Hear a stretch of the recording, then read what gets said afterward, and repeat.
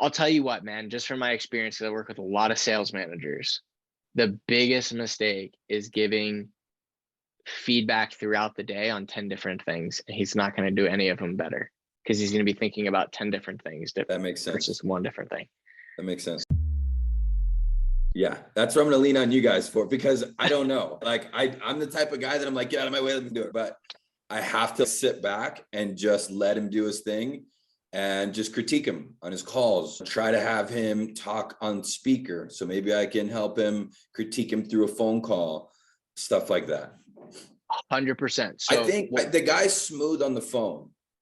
And I okay. just think that I need to help him with everything else, because now at that point, as leading that shift, he becomes the manager of the shift. Got to be paying attention to your emails, got to make sure you're delegating work to your assistant properly, those things. And then also speeding up the pace. Don't spend too much time on one phone call. Go to the next phone call, jump on this lead, jump on that lead. So those are little things that I'm just going to help him improve. Got it. Okay, good. No, I like it. So here's what I would say, Robert. And I think everything you're saying is exactly the right thing. The easiest way to allow you to do this is by making sure that he tracks his activities throughout the day. Those activities are everything, because think about it. If you're like the whole day you're hovering over him, that might be like, you might not want to do that. So it's make sure he's tracking that. Definitely you're going to talk to him in the morning. Definitely midday you're going to have a session with him, and then end of day have a session and just go over those activities with him. And then you'll see, okay, where is his hole? Where is he not performing? And then you might be like, oh, let's go listen to this call, or let's look at this paperwork, or let's look at this thing. And then it'll allow you to step away and not be breathing down his throat, allow him to work. He's going to mess up. He's going to have mistakes.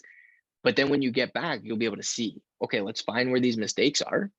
And then let's make adjustments and then get back at it. I'll leave. And then you come back, make some adjustments. And so you're there, you're coaching him, but you're also letting him play. Got it. Does that make sense? What are your thoughts on that? I think that's perfect.